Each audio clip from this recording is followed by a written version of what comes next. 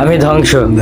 এই জীবনে যতটুকু দুঃখ আমি পেয়েছি, সত্যি বলছি, তার এক বিন্দু পরিমাণও বহন করার শক্তি আমার ছিল না। কখনো চাইলেই কাঁদতে পারিনি, কখনো কারো কাঁধে মাথা রেখে বলতে পারিনি আমি ভালো নেই। তাই নিজের ভিতরেই সব জমিয়েছি হাসি মুখের আড়ালে, নীরবতার গভীরে। মানুষ ভাবে আমি শক্ত, আমি নির্লিপ্ত, আমি সব পারি, অথচ কেউ জানে না ভেতরে ভেতরে আমি কতবার ভেবেছি, একা রাতে বালিশ ভিজিয়েছি, চোখের জল দিয়ে গোপনে যুদ্ধ চালিয়ে গেছি। আমি নিজেকে এতবার জোড়া লাগিয়েছি যে এখন নিজের আসল রূপটাই ভুলে গেছি।